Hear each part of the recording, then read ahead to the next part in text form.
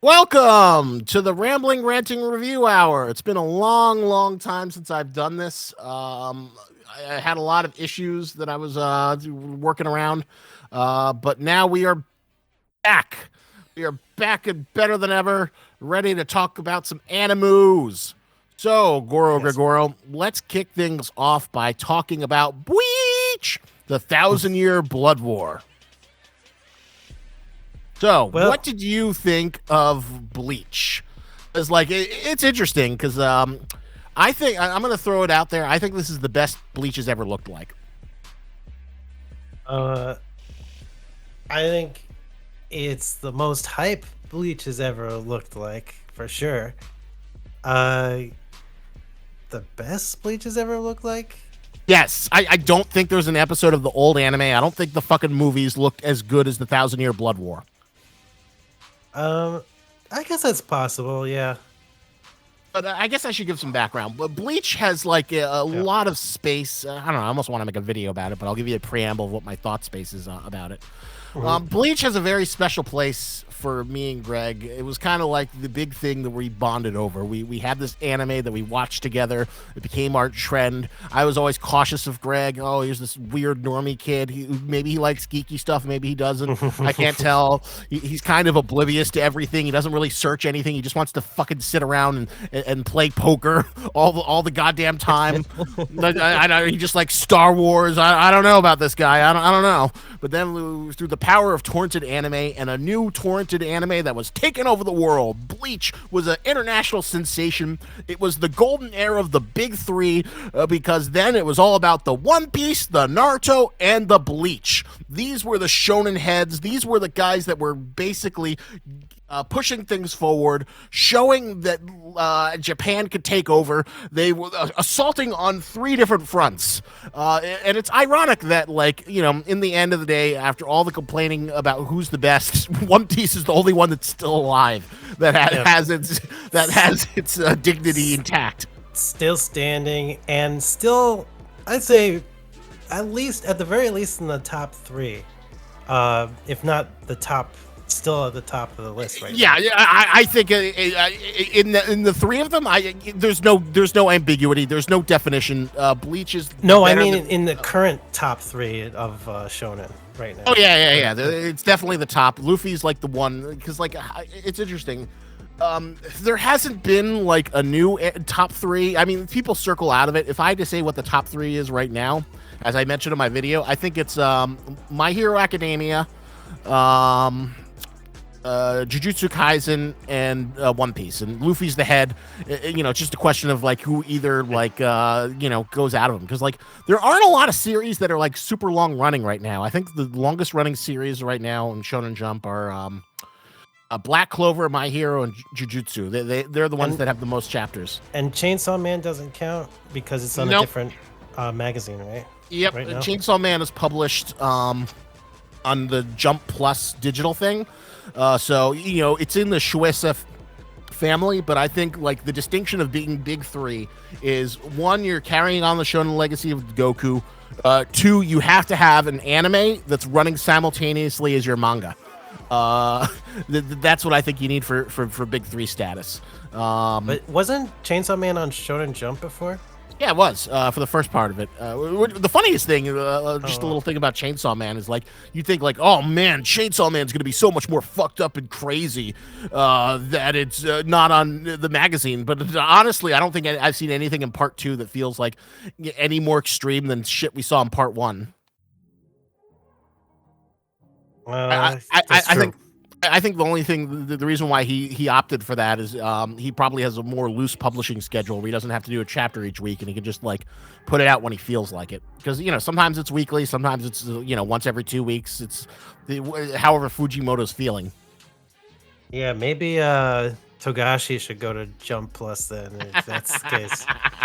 I mean, Well, they are making an exception for him recently though because he's got all his back problems and everything, and he's on hiatus again.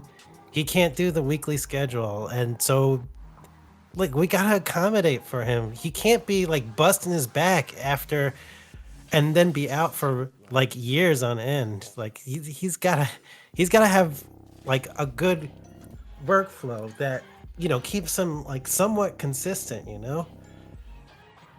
It's funny. I'm looking at the chat. Potato S says part two seems way more tame at the moment, and yes, I agree. Uh, and Ben Yes, Zur is also saying, I thought Demon Slayer is pretty big, and Demon Slayer is a little bit of an anomaly. Yes, Demon Slayer is absolutely huge, but the difference between Demon Slayer and other big three they is that like, finished it. They finished the yeah, story. yeah, it's over. It's finished its run. So it can't assume big three status. The manga was What wrapping up as like the whatchamacallit, the anime was kind of like hitting its stride. So So what about Black Clover? Isn't that a top three now or something? no, it's not. Black Really? Clover is like a mid tier, and you look at the Shonen Jump magazine cast covers, and you'll see every single one. Asta's always in the middle. He's always in the middle. He's not ever. He never makes it to like the front of the cover. He doesn't get the page space because the anime Black Clover finished up, and he's just kind of trucking along.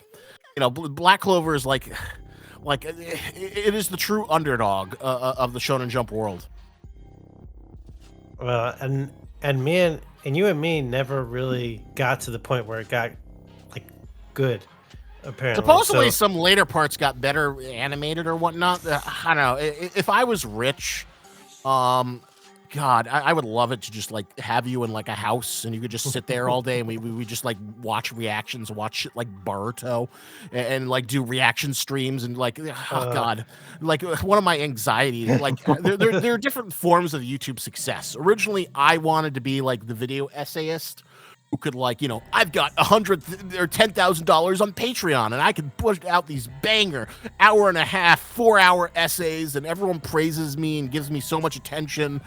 But those are so draining to put when you're like trying to have a day job.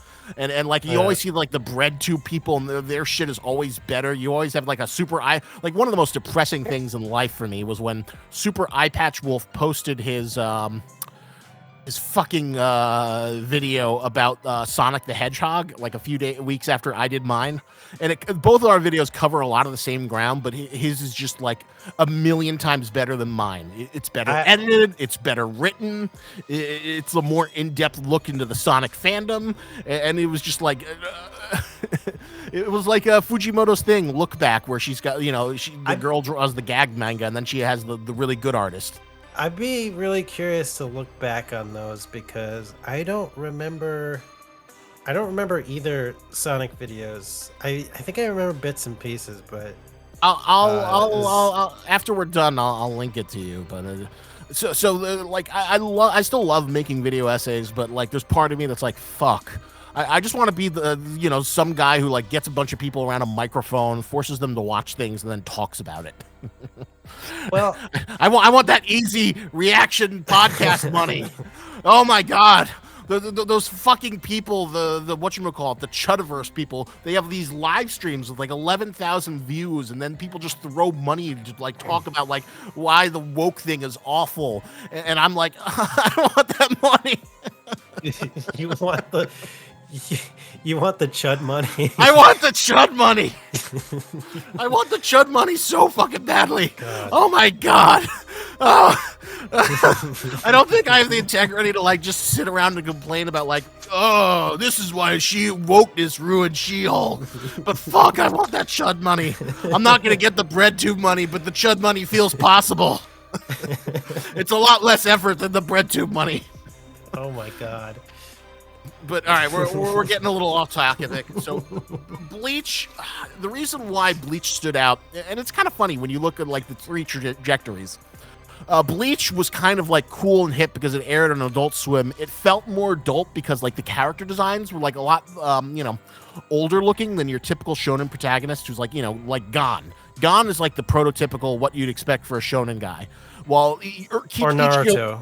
Or Naruto. And Ichigo, he looks like he fucks. Right. He looks like he has sex. He looks like maybe a college grad at the very least sometimes. He looks like the guy you wish you had friends with because he'd make you cooler by association. Yeah. So Yeah. Bleach, like, I don't think it was more mature than Naruto or any other shonen thing, but like because of like the cool opening, the Kubo style. Because here, Yeah. maybe you can articulate this. Because I was thinking, like, why is Kubo such a good artist? Because like his drawings aren't as like hyper detailed as like Masashi or the My Hero Academia guy when he goes all out. The designs are like kind of like simple shapes, they look Um, like manga, but do you think it's just how he lays out his like? But there's so much. Well, I don't know. You see if you can use any terminology. I don't have the uh, vocabulary. so yeah, I guess the way he does his you know, he's got very good fundamental art skills, I think. And the way he, makes his characters, they're like very memorable, like, shape wise. Uh I think, shape design and character design kind of go hand in hand, with Kenpachi. He's the silhouette of Kenpachi is recognizable from like 100 feet away. Yeah, Instantly, like the spikes with the little earrings on his spikes is like signature Kenpachi. Uh, and what you call it, Byakuga, by his like long flowing hair, uh, uh, long flowing black hair, and like all that, and like the little kid, Ice Kid, with the blue hair and like the little thing.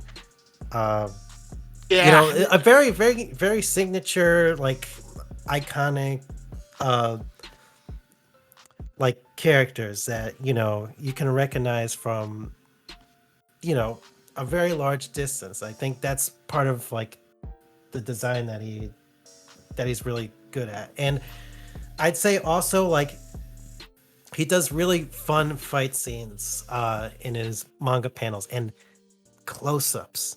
He does really fun things with close-ups in his paneling too, where it's just like you see like the tip of someone's chin in like one of his panels, and it's like, oh my god, this is such a dramatic shot, and it's like expressing so much of that character, like the heart of that character when he does that.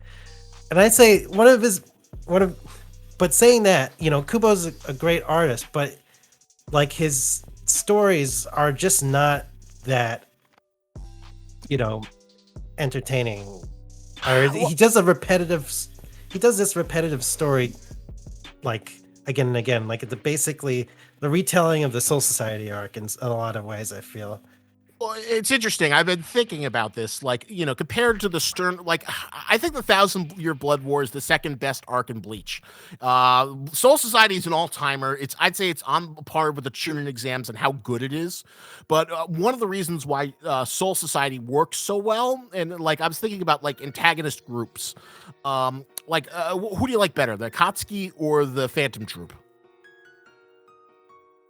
Phantom Troop, for Yeah, sure. of course, of course. The basic, the dumb answer is like, oh, the Kotsky, they're so cool. They have cool uniforms, and they've got all these great, crazy horror themed powers. They're so awesome. But the real mature answer and the correct answer is the Phantom Troop. And the reason why the Phantom Troop is, is because they really enjoy being around each other. They love being a part of the troop. They have all these like fun dynamics, and it's fun to see them interact and analyze. And each of them have like varied personality archetypes, so it's fun to see them banter off of each other. They feel much more in depth versus the Akatsuki, who are just like this omnipresent, and you never really see the Akatsuki interact with each other, what But Kishimoto. Sorry, what were you gonna say? I guess I was also going to put in add to that is the Phantom Troop, actually you could see it like throughout the story, like they genuinely care about each other and will do things for each other that you know show that they like builds a lot of like it builds a lot into like the personality of the Phantom Troop and of Crollo and all the other members. So I think that's something special you don't always see with villain groups. Sometimes they just like throw away. Um, they they kind of like, oh, we're gonna throw away this guy. I don't really care about that guy anyway, even though he's a part of my organization. But the fandom troop, like, you you you have this like, you're able to empathize with them because they actually care for each other. Um, Yeah, in a that, unique that way. that that that and I'd say like the Soul Society captains, like they're not as good friends as the Phantom Troop, but I'd say that they have like that sort of dynamic. They play off each other. Oh, Yep. Tosin hates Kenpachi. Whatchamacallit, the wolf guy is best friends with Tosin. They're very honorable and noble. Right. Hitsuguya is very serious. There's a lot of like fun relationship dynamics that are in like the captains, but they aren't in the Espada. Like the Espada are just a bunch of goons. You never really see them interact that much. Typically, Mm. like there's a few like Ulkira and whatchamacallit, Grimjaw. Grimjaw. Yeah, Yeah. Grimjaw, Jaguar Jack, where like they'll like stick around for a little bit, so they're like the more popular characters, but like most of them are like introduced in a fight and then they get killed off. They're introduced in a fight and then they get killed off. So I when you feel have like this, I feel like the only reason why Grimjaw won from, or sorry, lived after the Hueco arc was basically fan service. Like he doesn't really like fulfill. I I don't really see him like why he would help Ichigo a lot of the times, or why he would even get along with anybody besides himself. yeah, Uh, that was like a really good, interesting opportunity for Kubo, like to like show what the Rancor look like post Aizen. Like, what's their society? Are they just still like random monsters who wander around in a desert? Like, what the fuck did Halle Bell do when she was like running Hueco Mundo? The thing that will never get old in Shonen, the one of the greatest tropes is like the previous arc's bad guys teaming up with the good guys to fight a new force. right. Yeah. So The I heel guess face turn. that is an interesting aspect to it because, like, normally hollows would be enemies of both the Quincy and the Shinigami, but because the way the Quincy exterminate hollows, um, it kind of goes against Soul Society's principles because when they slay them with the, uh, the Quincy arrows, because like the lore is yeah, like when you die in Soul Society, your soul goes back to the real world, and when you die in the real world, your soul goes to Soul Society. But the Quincy's, for whatever reason, whenever they kill something, a hollow, it just exterminates the soul. right. And that's the problem with it's gonna it's, it's gonna fuck up with the balance of things, and gonna be bad for practically everyone. And that's the thing with Quincy. Like I see that they don't want to be like completely exterminated, but uh, you know they have to understand, like, without this balance, like what the fuck is the point of their planet? It seems like almost suicidal, Well, I like, to remember, do like, this. well, that's why it's the 1,000-year blood war, because they just have this thing for Shinigami. And I remember there's some end where Yuabak wants to merge with like the Soul King and like create a new world. I forget what one thing that Bleach was always fucking terrible about was like all its like fucking science bullshit magic. Oh, we need the reishi to do the blah blah blah for the vortex of the worlds to make the opposite of Karakura Town, and like a lot of Bleach fights, especially with like whatchamacallit, like the evil scientist Moira, Urahara. It just feels like kids in the yard where it's like, you can't attack me. I have 1,000-degree laser armor. Well, I have 1,001-degree laser armor. My thing will push through it and it'll blast it. Yeah. It just feels like they're pulling shit out of their ass that's never been built or foreshadowed, which is fun in the moment, but doesn't lead to like, very satisfying shit long term. It's funny too, because like when they mention, like, oh, I can't release my Bankai right now. This would be a very bad. This is an inopportune time to release my Bankai. I need someone else to fight my battle here, you know.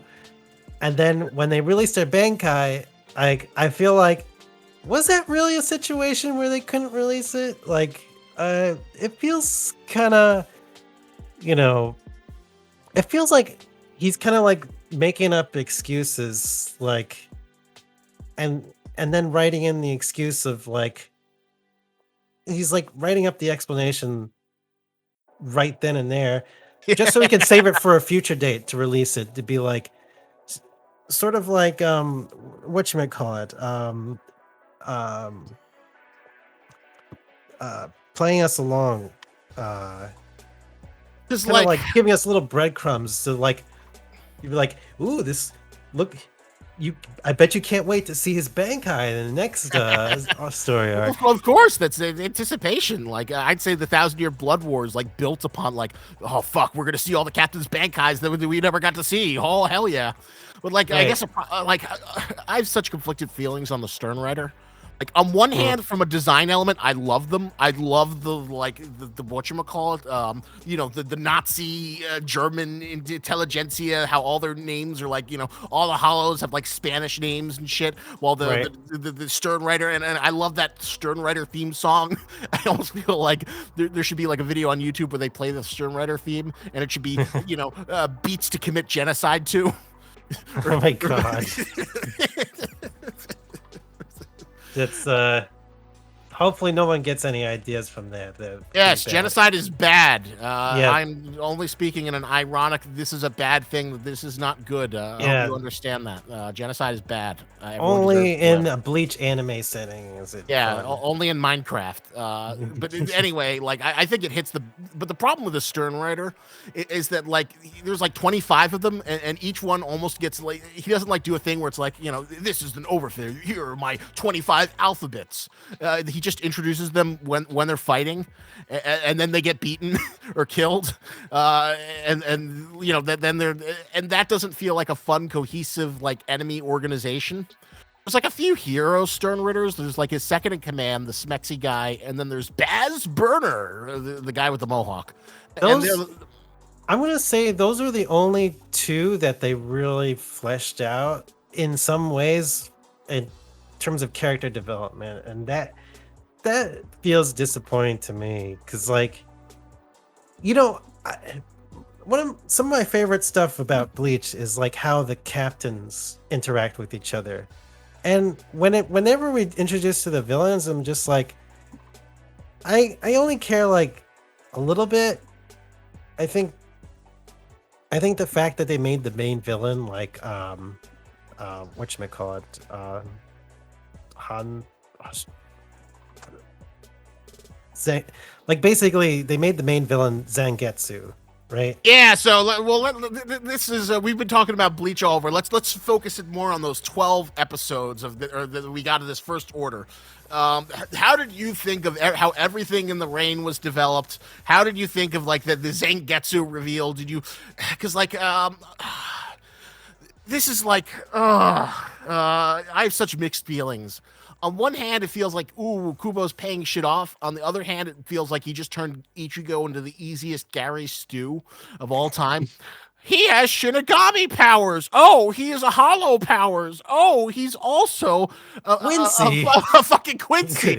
He just has everything in this stupid universe. I feel like, yeah,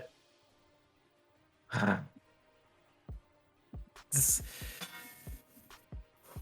there should have been a better way to go about this. I think like it feels like an appropriate choice maybe to make this mysterious Zangetsu guy into an actual villain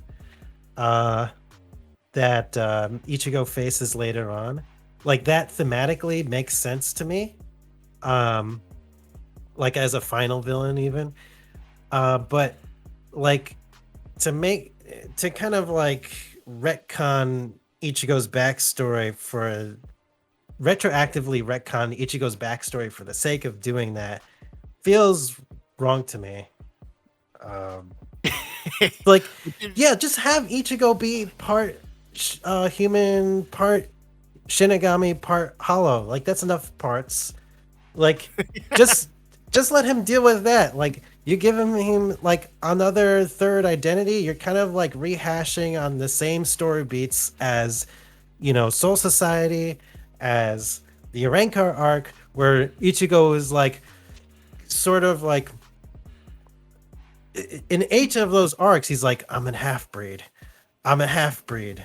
I'm a half breed. Or even in the Bounto story arc, he became part. Was it Bounto or Oh no, you're Fullbringer? thinking full. Yeah, you're right. Yeah, He did become a full he bringer. he became part Fullbringer at that point too, and he's like, I'm half Fullbringer, half not. You know, like it's kind of like very similar kind of theme that he keeps on repeating over and over again. And to do that, like you're kind of like sacrificing. I mean, it's kind of dumbing it down. Honestly, just like just go with the original. Like, yeah, he's like part Shinigami, part Hollow, part Just keep human. keep adding. Just keep it what it was initially. Stop giving him like every single stupid power system you introduce. Right. Yeah, just keep it like that, and just he doesn't have to be part Quincy. Like I guess the reason why you do something like that is like so you have the ability to empathize somewhat with the villains as well. But I mean, there's other ways, there's other techniques to get us to empathize with the villains besides making the main character a part Quincy or something. Maybe make another character part Quincy. Like besides Ichigo. Do something with Ishida, who like should be real. Well, because it's really Yeah, interesting because like that should be gold right there. Do something with Ishida, who's like, he, yeah, I'm against that, like, philosophically, like, or more ethically, I'm against being a Quincy to destroy Soul Society. I think that's totally wrong. I think we should exist, but I don't think we should destroy Soul Society for it. yeah, this definitely should. This whole thing should have been Ishida's, but it's so funny. Like, well, I watch all these YouTube videos where they like, let's compare the manga with the anime, and let's see how it's interesting because they cut out a lot of scenes, but then there's like a lot of anime only stuff which supposedly is done with Kubo's supervision, like the famous scene where we get to see the original Gotai 13. Oh yeah, no, that was pretty neat. The Gotai 13, old Gotai 13. When they expand more and more on like the captains and like their interactions with each other, that's some of the more interesting stuff because we've kind of like learned to grow and appreciate the captains more throughout the whole series. Um, and all their like unique social dynamics and interactions. Like, oh, I don't want to. I don't want to show, even though I said this was like a bad thing earlier. Like, oh, I don't want to show my bankai because you know, uh,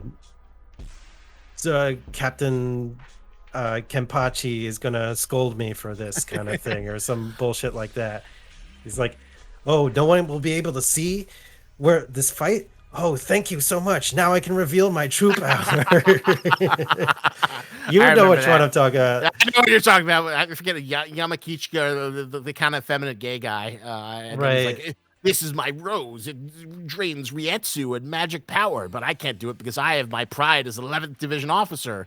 Well, I don't think Kenpachi scolds people for Bankais. I think they're all just like, "We got to be as strong as Kenpachi," and if Kenpachi doesn't use magic sword bullshit, then we can't either. Right. Yeah. And there's other things too, like seeing who rises in the ranks as well. Like a lot of the Vizards took over positions in the Gotei 13, and seeing like how all the Vizards interact with all the other captains and their dynamics, like that to me it's kind of fun. Well, here's I one wish thing they would expand more on that, honestly. One thing that I've always been a sucker for that I love is when like whatever the organization or bullshit has like generational legacy. I think that's like Yeah. what really like one of the things why I think Naruto became like such a huge phenomenon was because of that like the Chunin exam arc, and it just keeps on growing. The world gets bigger. You see the Sannin, they're from this previous generation who were taught by like the third Hokage, and it Mhm. feels like you're not just watching like this little kid fight in a tournament. You're watching this generational passing of the torch across eons, as generation of ninja take over the old, and the battles and sins of the past are confronted, and it just feels like this Lord of the Rings saga. And like, yeah, on top, like just below the surface of like this like basic plot of like I'm gonna pass my test in the tuning exam is like this very like conniving like political plot you don't quite understand uh quite yet. And that's pretty interesting because like the main character is kind of like oblivious to that like Yeah. completely. Oh yeah, And he has he has no idea what's going on. and and we as the audience like only have like bits and pieces of information of that too. But you know that to me like really was like really fun to watch because not all the time the main character has to be the center The stage center focus. of the of the the bigger part of the story. Like they could just be caught up in it like as like, oh, what the hell is happening? Like they don't even know like what the fuck is happening. And of course, like he has to have a little bit of a hero moment where he like punches Gara to wake up his was it Yeah, to wake him Shikaku? up from Shukaku. Yeah, where he fights the Kaiju Gara. Yeah. I mean, and that was like kind of like a side plot to like the major thing where Orochimaru basically kills the third Hokage. Or the Yeah, he yeah. does. Or the third. Yeah, I guess you could say he kills him. Technically, you say he kills himself with like the Death God seal, but it was like basically Orochimaru's doing. So you could give it to him. Yeah, it was like this battle between multi generational students and teachers, and that shit is great. And Bleach has that to a degree where Yeah. it's like these are the multi-generational soul society. These are different generations of captains, and all the Vizards were part of this other generation of captains, but then they got screwed over by Aizen through his weird hollow experiments or whatever, and then they were like forced into exile because like soul society is this really rigid stupid place where it's run by these old bureaucrats who are like, well, we don't like you new kids, this is a defiling of our blah blah blah. So that shit is great. So seeing the original Gotai 13, even if it's just like Kubo doing fun character designs, is fun. That shit is always great, and it's sad that the Espada and the Stern Ritter never really get that as much either, because like I never really understood like what the rules were for like where the fuck are all these Quincy's coming from? Why are they so all over the place? Why is there like a big fat black guy? Why is there like a Asian looking guy with his like claw? Why are these all these weird? What are the rules? Are they getting people from the real world? Are they just hiding and breeding in their like little Quincy verse? I figured the what are you guys Quincy's doing? like there was like a lot of like emphasis put on bloodlines in the Quincy verse, right? Like when they were Assumingly, introducing like um Ichigo's mother. So you know to me like that kind of stuff would get a little bit confusing because like them being like so bloodline purists, like you imagine there's like probably just a very generic like uh you know not really not really a diverse amount of Quincy's like out there because they're kind of like Nazis in a way. It's just like they're supposed to be Nazis. right. It's like in some ways it's like Nazis I mean, that's a harsh comparison, but it's like, there's like all, I imagine there's like all this talk about like genetic purity and, oh my God, the the Quincy blood is not pure for this one and stuff like that. So having a more diverse cast like is not doesn't feel like it's actually true to like what the Quincy's principles are all about, Well, quote it's unquote. really fucking weird because like a lot of people, people POCs. That is such a weird word to say, but like I guess that's the, people of color. They love Bleach. They love the fact that like Kubo has like all these different characters with different skin tones, and Right. he, this was before the culture war, so it's like no one complains like this is woke. Rah, how could Tosin be in Soul Society in Japan? It doesn't make any sense. Rah.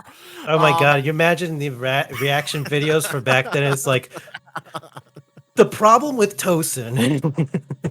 It's like Soul Society should be, completely, non-diverse. It's like it's all set in Japan. Like it doesn't make any sense. Like It doesn't make any sense. Why and is Yoichi? She was supposed to be a cat, and now she's like, I don't know, she's black or Indian.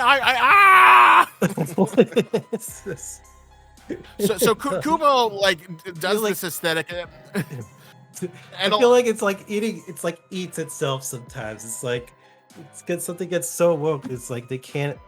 Something just becomes slightly, uh, like diverse, and like they just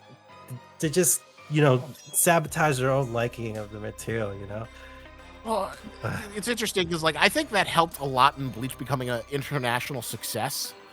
It Uh, was funny, like Kubo was always like the cool guy mangaka because he would most mangaka wouldn't even show their faces. They're like, oh, I'm shy introvert, I'm an artist, I don't want to show my face. Ooh, but Kubo was mhm, like always out in interviews. He always had these cool glasses, and I feel right. like that was kind of like part of his like cool guy appeal. They're like, yeah, I'm gonna show all of these different people from around the globe because I like art, I like hip hop and R&B and all this other influences, and it Yeah. definitely makes Bleach seem cooler. And the Stern writer, the designs are fun. I guess I just would like some explanation for the fucking history of why it's like that. How they getting all these people if they're just stuck in their own pocket dimension, doing pure bloodlines. Yeah, like some explanation for that makes sense. Like, of course, like having more diversity with hollows, like that makes perfect sense. Having more diversity with the Shinigami, like it's not just about bloodline; it's like how you rise up in the ranks.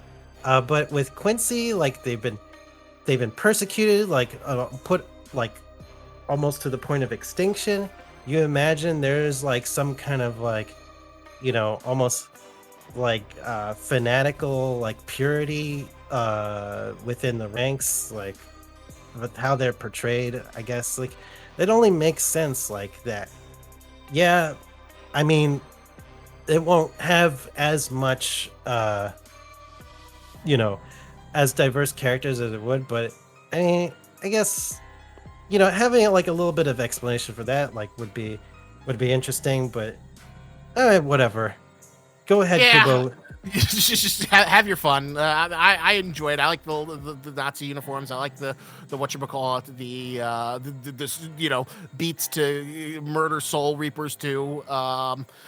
But like, so what? It's funny because you were kind of lukewarm. We'd have this funny thing where you watch your anime. You're like, all right, Greg, it's time to eat your vegetables. But like from a production standpoint, I'd say like the Thousand Year Blood War is like an 11, maybe like 9 or 10 adaptation of maybe like 6 or 7, 7-ish source material.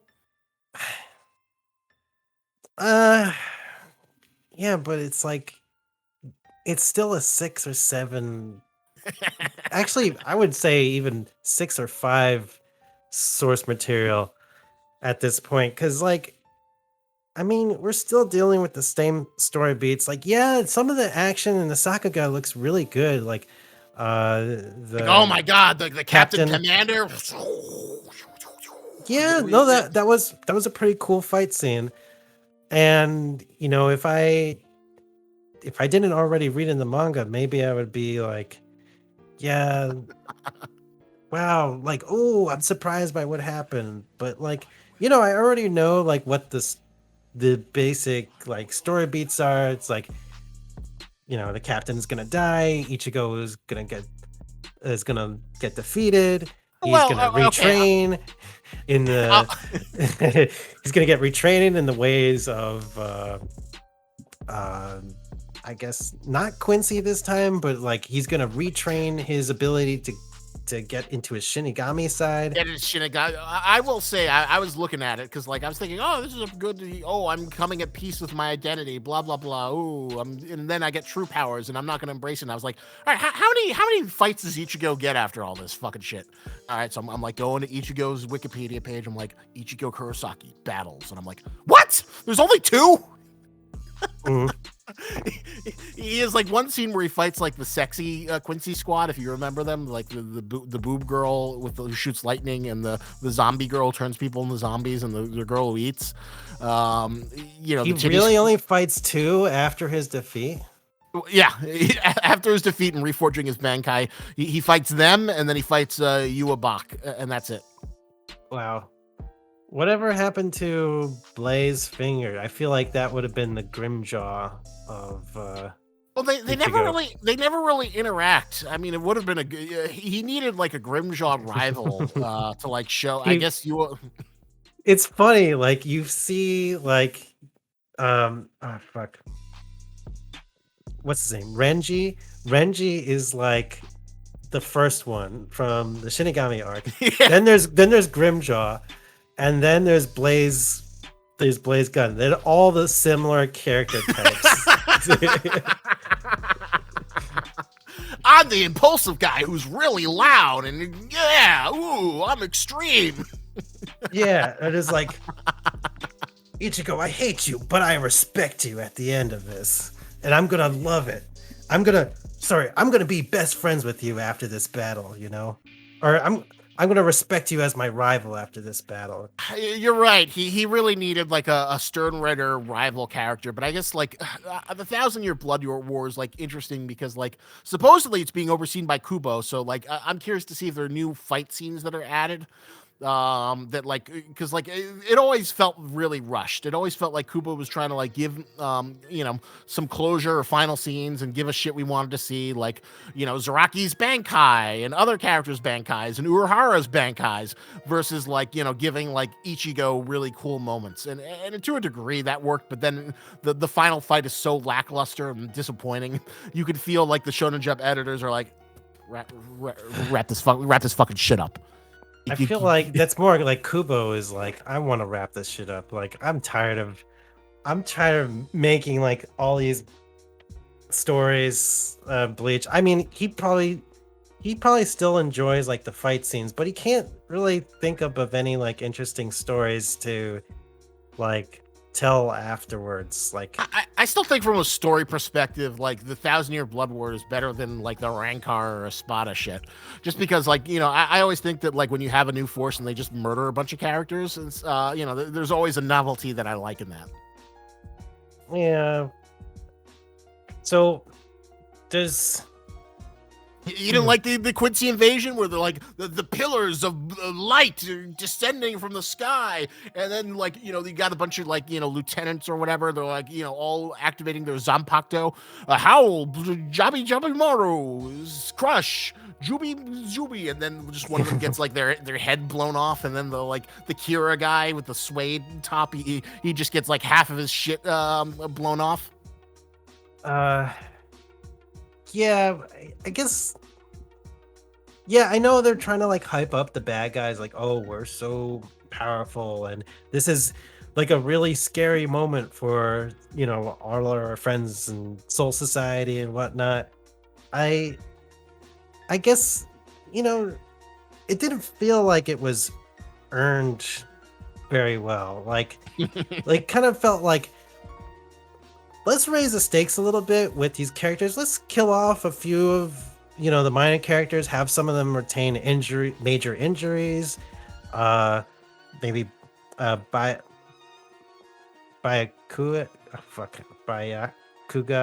Yeah. Byakuga, the flower guy. Let's get his ass beat so he's incapacitated in the next fight. Like it was kind of like, I feel like they use it as a tool to set up for the next part of the arc, which is like, yeah, to make it feel like, oh, it was a monumentous effort to beat them, but like there wasn't really any like real like it didn't feel like that earned to me. Like that was just like I wish like maybe we got like a little bit more like foreshadowing into like the Quincy organization even before this big invasion and of like hyping up the characters. Maybe they do some kind of like um subterfuge and um So you whatnot would during the Rancor arc or some so you bullshit would have like that. liked some mysterious characters like planting soul mines or whatever, or just like something to like hype it up, like that like there's this mysterious new character and he's like doing around and maybe he's like setting up the transportation rays versus like they just show up and start murking people. Exactly. Yeah, I that's that's what I feel like some of my problems with Soul Society are like, there's some great character moments with like Kenpachi and the healing uh woman who turns out to be the original Kenpachi, which was pretty cool. Like That was a pretty cool fight, whatever bleeds zombie zuchu and then just this blood torrent. and seeing Kenpachi do his thing is like always pretty satisfying. Like I like seeing a berserker Kenpachi like win in battle, and it's like it's a lot of fun to see. But It does come I out of nowhere that like here's this side character who's always just in the background and she's like the super healer and then oh she's the original Kenpachi, oh she's the original badass. that's why I think this arc is a little bit overrated, even compared to the Oh, Rancor arc. oh, Actually, oh, oh, I'm gonna oh, say it oh, because oh, at least with the Rancor, you had like some level of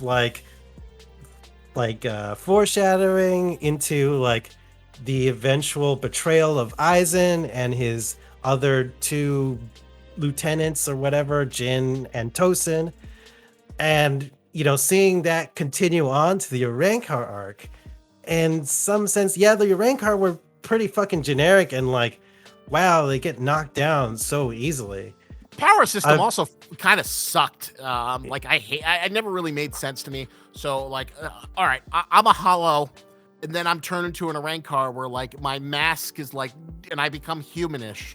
yeah, Then I release my sword to gain a Shinigami's power. Which what the fuck is a Shinigami's power? You just get a sword. You get a magical sword, and then and then to release that sword, you go back to your hollow form. you go back to your hollow form. So what the fuck did you get? It was like Well, not as cool. It just like did not really make much sense to me in terms of that's like. I hated that too, but that was yeah. I gotta say straight out, I hated that too. But the story of the whole Aizen plan thing, and then having that final confrontation with the Soul Society, like that. Some of those parts were great, where Tosin is like fighting against his former allies and having like big character moments with Tosin and figuring out why he betrayed him in the first place, and then and we figure out later why Jin worked with Oh Aizen yeah, and and just to when backstab him at the very end so he could, you know, because he figured like he needed to be the one to kill Aizen, to sacrifice himself to kill Aizen. Like that was kind of, those were kind of like fun moments. And I really empathized with uh those those traders at first, because like I was like thinking to myself, why, we liked you so much, as captains in Soul Society. Why did you betray us? What were your intentions? Aizen didn't really make his intentions very clear. He just wanted power, I guess, and Well, and to kill the Soul King or some yeah, shit like that. that was like his thing. He's like he hated the idea of the Soul King was like all consuming, and he's like there should be no higher power than me. Fuck this guy. So that was his motivation. We don't really know why he hated the Soul King. I guess he just didn't like the idea of like some guy like above him. Right. And so I'd say at that point in the arc, like that was like starting to get it to a high point. And then the final fight with Aizen was like slowly declining.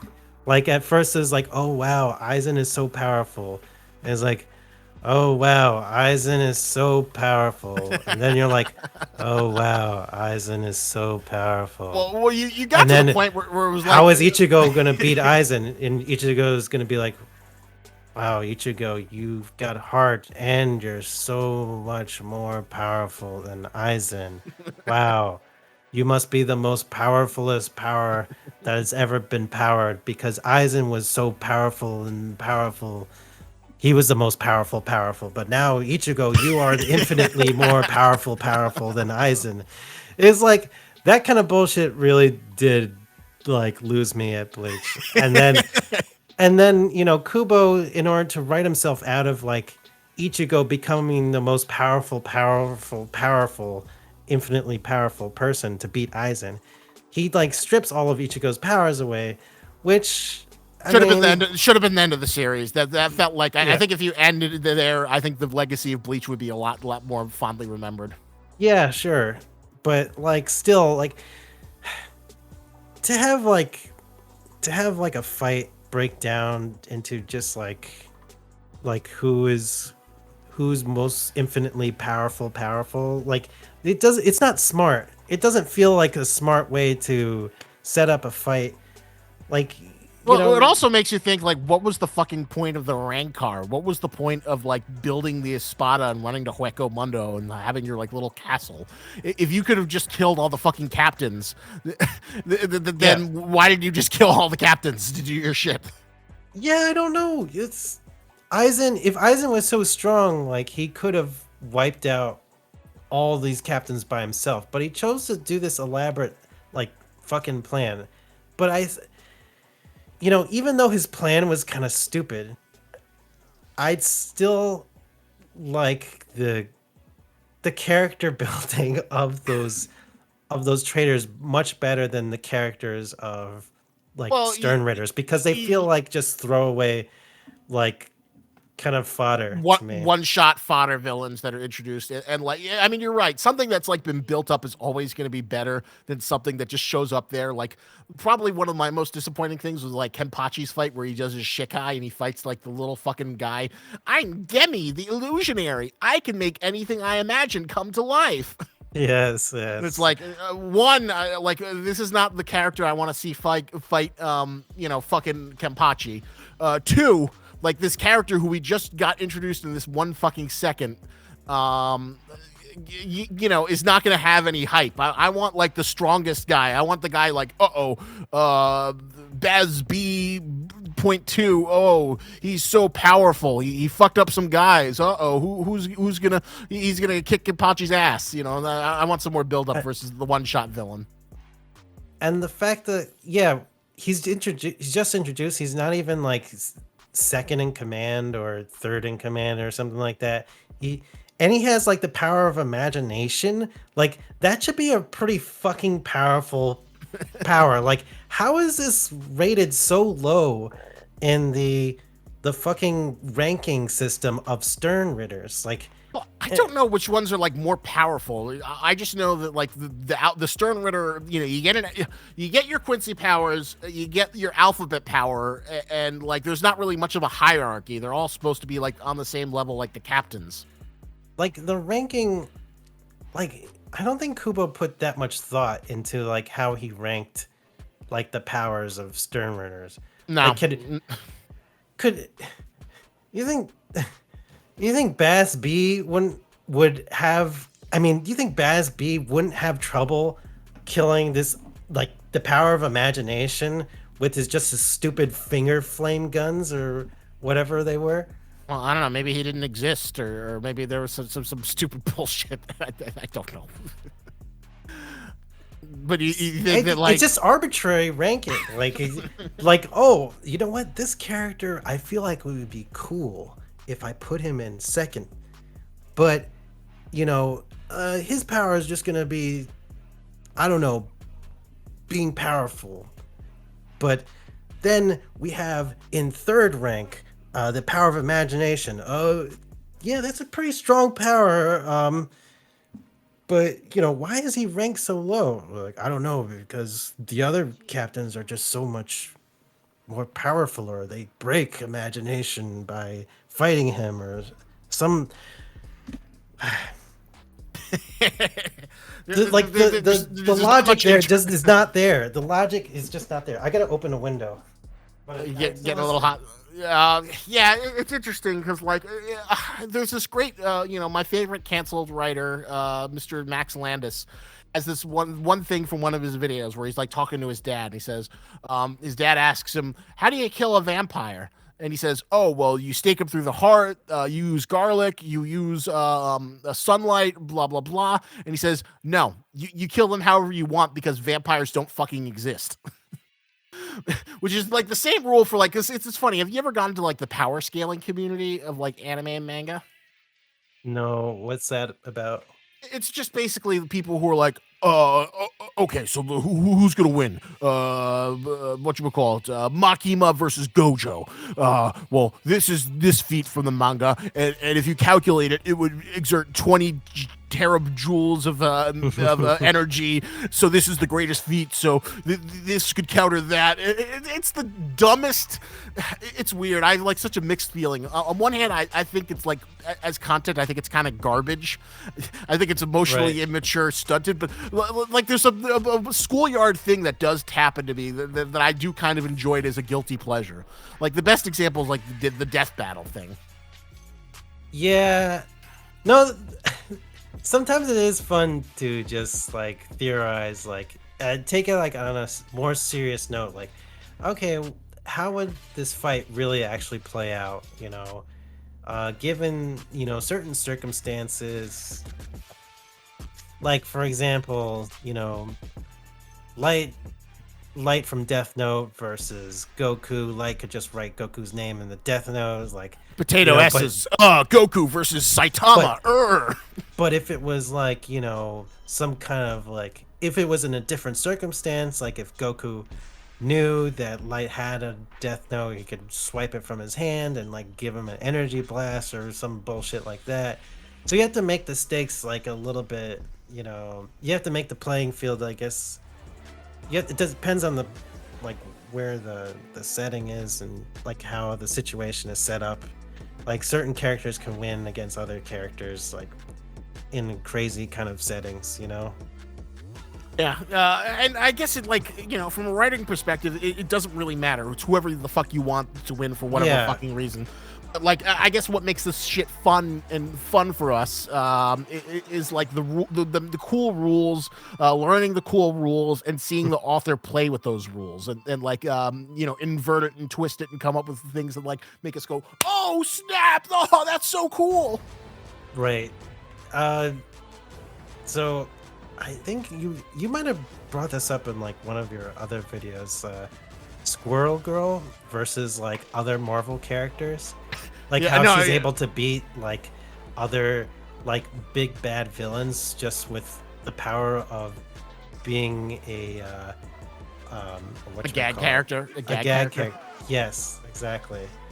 And I think that kind of like made me realize like, yeah, it's whatever the fans really want to happen. Like you can kind of come up with any kind of situation where if the fans really want it and want to believe in that scenario to happen, then yeah, you can make almost any other character win against any other character in some crazy ass way. I guess if you'd have to really the set the situation, like you have to try and even you have to really break down like a set of fundamental rules for a battle like death battle in some ways. But even then, it gets kind of ridiculous, you know? And it does feel like with a Stern Ritter, like Kubo just like kind of like invents shit, and some of it's okay, but none of it's like really set up, so it doesn't feel as quite as cool. I mean, it's always fun to like, oh, this is what the Captain Commander was hiding all this time. Oh, he has CGI skeletons that come out of his thing. Oh, that's neat, and all this like cool fire shit. But of course, it always feels like a cop out. Was like, oh, he wasn't fighting the real Uabach. He was just fighting this guy who was a clone of him. Right. That was that was funny. Uh, like why? What? You ever thought you're tripping over? Or? Uh, yeah, I guess I was thinking like, the Captain Commander's power was just like so over the top. Like it actually felt like way too much in a lot of ways. Like why why does he have that as a power? Like that doesn't feel like thematically like correct uh for him. Like to just have like a bunch of like undead people like come and haunt and kill these other people. I thought his thing was like, yeah, you have a really hot fire sword, but I mean, I guess this is like a way to creatively work around that. Just having that generic like, oh, I'm fire and I'm I hotter than the liked it. sun. I liked it. I think it was like something we've been wanting to see, and I loved it. It was like, ooh, Zara Toichi East, Zara Toichi North, Zara Toichi South. Yeah, yeah, but like, yeah, he has 4 different versions of his Bankai, which like really made it much more confusing. Like, I was like, what? Like, why does it have so many functions as a Bankai? Kubo just wanted to go all out. He wanted to give him, his shit. All right, so let's. There's other things I want to talk about. So let's end this episode. We'll keep it recording, but for the purposes of editing, we'll have like 20 seconds of silence. But let's give a review. What score would you give for the first 13 episodes of the 1,000-Year Blood War?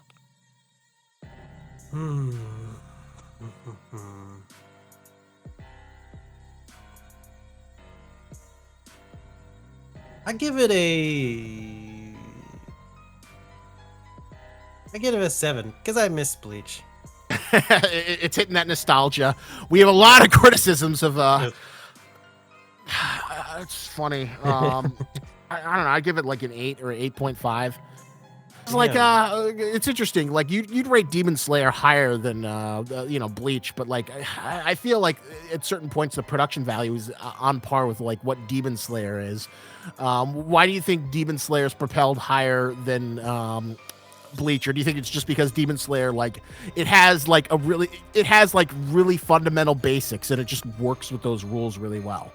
You've got the Demon Slayers, they've got their they got their elemental sword things, you've got the demons, they've got their blood magic and regeneration, and it's just like it has those gimmick and it plays it very, very well, and it just does everything really well and efficiently versus like a Bleach.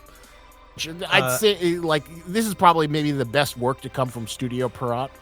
The guys who did the original Bleach as well as the old Naruto anime, many other things. Studio Clown. Well, I think, yeah, like I think the ground rules for Demon Slayer's powers are much more grounded, a little bit more grounded, solidified than that of Bleach. Like, and it makes the stakes feel like that much higher for like every like sword swing.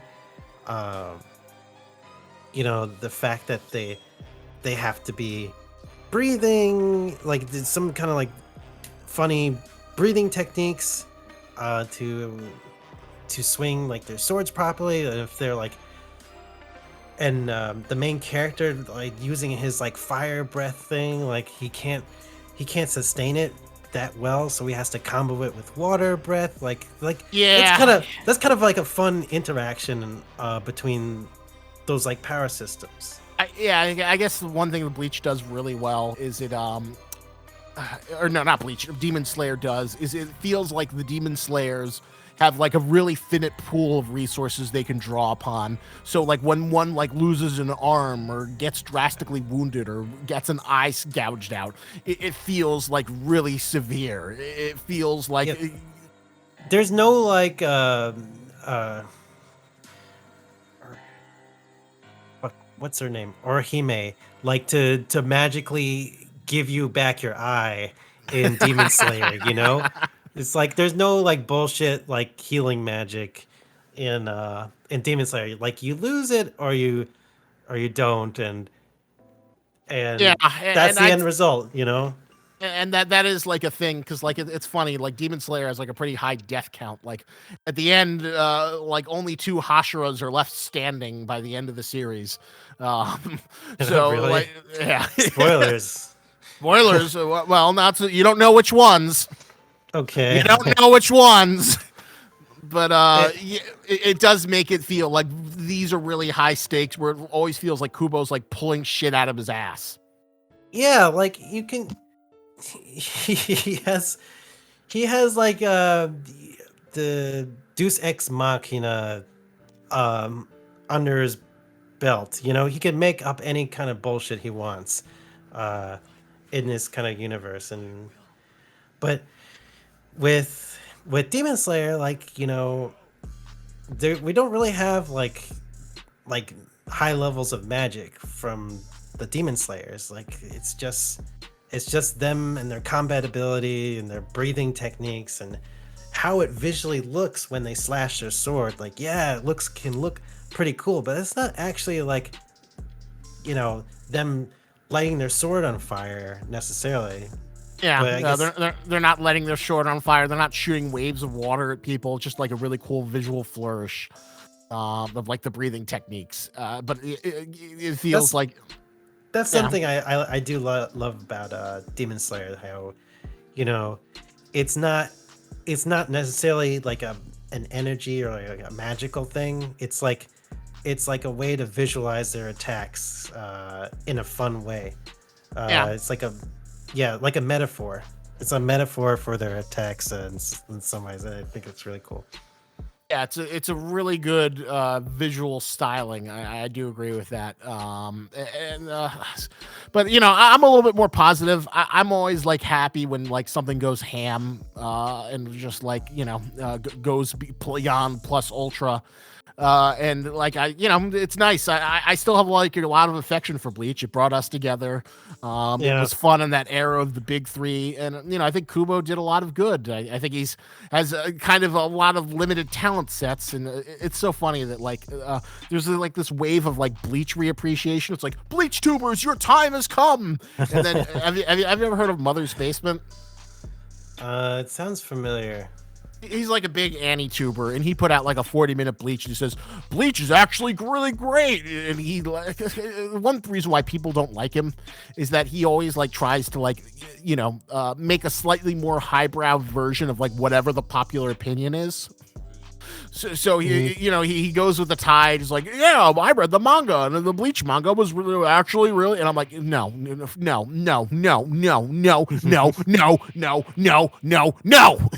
And then there's this Why are you saying no? because I just feel like it's so wrong. I read the fucking Bleach manga. It's fun for what it is, but do not like you know put it on the heights of like you know the best of Kishimoto when he was at his prime, or what Oda Yeah. still continues to do. Um, do not try and sell. And oh god, one thing that really made me angry. Have you ever heard of Totally Not Mark? Totally not Mark.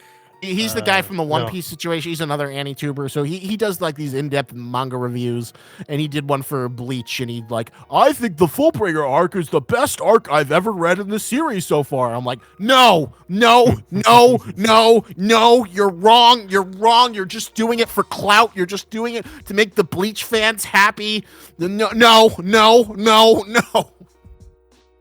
But I say that I did appreciate Kubo at least stepping out of his comfort zone and not making a Soul Society arc for the Fullbringer arc a little bit, just a tiny bit. I think that was that's something I appreciated a little bit. but it was a pretty weak arc. But I think it's fine to have a weak arc every now and then, like a low stakes arc. Like that arc felt pretty low stakes. Yeah, I mean, you're right. It's not the bad thing for it to have it as a creator. I agree. Low stake arcs are, what you call it? Oh, it's interesting. Mr. Potato says the guy basically lost the entire platform due to Tohei shenanigans. That's another thing I'm Oh, really happy about. Apparently, like what happened, like one of the reasons that really fucked with the Bleach anime is it kept on changing time slots. Because you remember when it started, it was like really bloody. There would be all these like people would slash each other, cut them off to the bone, yeah, and then like there was in the Rancor arc, there were episodes where the people would get punched and they'd start like coughing up spit up, right. which was It just was like all censored in some ways.